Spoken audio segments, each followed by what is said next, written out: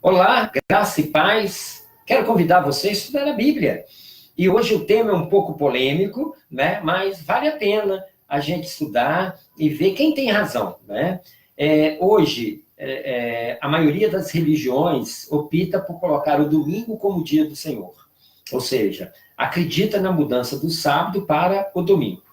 Então, a pergunta que eu quero que você responda depois da gente compartilhar esse estudo é se essa mudança foi feita por Deus, por Jesus Cristo, se essa mudança foi feita pelos apóstolos ou pela igreja primitiva, ou se essa mudança foi feita pelo anticristo, né? Então, vamos estudar. O tema da semana é esse aí, a mudança da lei, em especial a mudança do sábado para o domingo. É correta essa mudança ou não? Então, para você entender isso, é importante que você abra sua Bíblia e leia todo o capítulo 7 de Daniel, capítulo 8 e o capítulo 13 do Apocalipse. Tanto o Apocalipse como o Daniel são dois livros proféticos que um apoia o outro.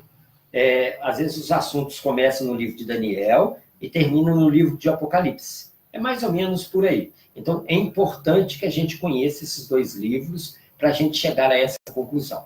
Bom, no capítulo 7 de Daniel, no versos 23 a 25, fala que um chifre pequeno, um poder, ele iria mudar os tempos e as leis.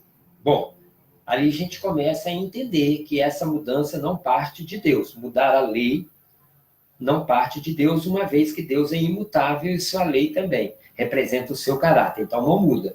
Mas ainda é muito pouco para você responder aquela pergunta que eu fiz lá no início. Foi quem que fez essa mudança? Foi Deus ou foi o anticristo? Então, tudo bem.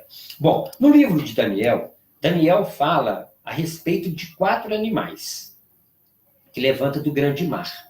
Esses animais representam os impérios que levantaram e caíram, tá? Eu vou falar para você cada império. Por exemplo, o leão simbolizava a Babilônia. O urso de lado representa os medos e persa. Eram diferentes os dois, mas eram unidos como império. Um era mais forte do que o outro. Razão do urso estar uma parte mais alta do que a outra. Depois ele tem a visão do leopardo, com asas, mostrando rapidez, que lembra de Alexandre o Grande, imperador grego que conquistou com rapidez, tamanho o mundo, mas morreu muito novo. E as 4 cabeças desse animal representam o quê? Representa os generais alexandrinos que assumiram, então, a responsabilidade pelo Império Grego, a saber, o Cassandro, o Ptolomeu, o Seleuco e o Lisímaco. Bom, depois desse império, surge um outro animal extremamente estranho, né? Horroroso, assustador. Esse animal representa o Império Romano, é isso mesmo, o Império Romano. Aí fala que desse animal sairia 10 chifres. O que acontece com o Império Romano? Quando o Império Romano caiu, não foi substituído por outro império, mas 10 tribos bárbaras principais invadiram o império. A saber, eram os alamos, que representam a Alemanha, ou a Germânia, né?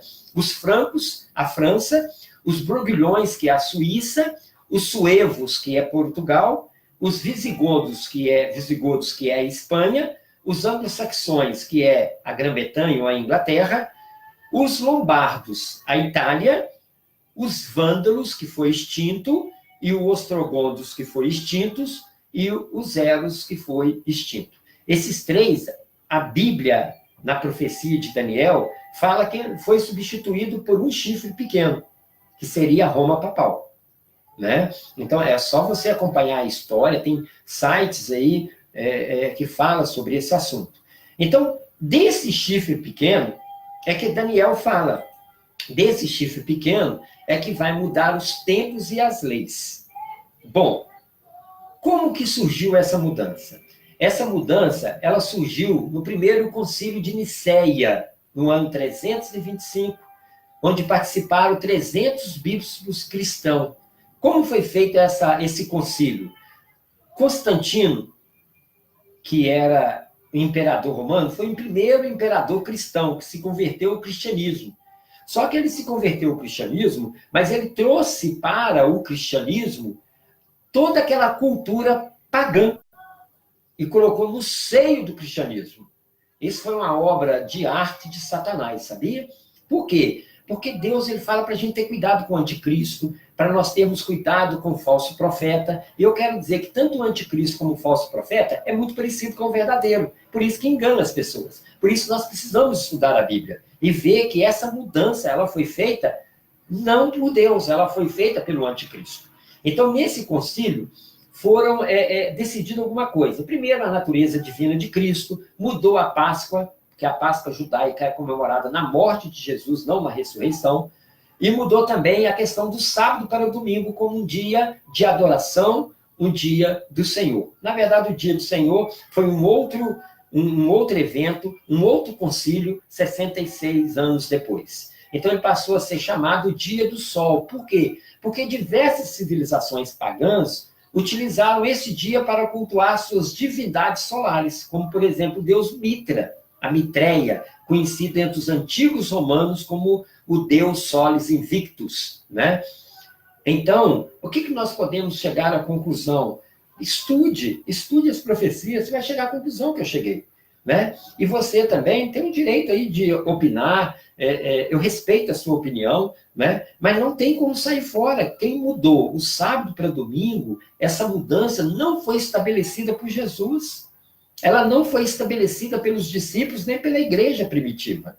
Né? Pelo contrário, nós estudamos ontem. Jesus guardava o sábado, Maria guardava o sábado, Paulo guardava o sábado, os gentios guardavam o sábado, os gregos convertidos guardavam o sábado. Então, essa mudança do sábado para o domingo, ela foi feita pelo anticristo. E muitas religiões adotam essa mudança. E Deus não fica feliz, porque ele é supremo, ele é o criador de todas as coisas. Então, o sábado é para ser guardado na atualidade, segundo a palavra de Deus. E Deus te abençoe, tá? Estude para que você não tome suas conclusões baseadas nesse estudo que eu estou fazendo. Pesquisa na internet, tem sites maravilhosos aí que pode mostrar que realmente foi Constantino o autor dessa mudança, que foi acatado pela maioria das religiões cristãs. Que Deus te abençoe e te guarde hoje e sempre. Amém.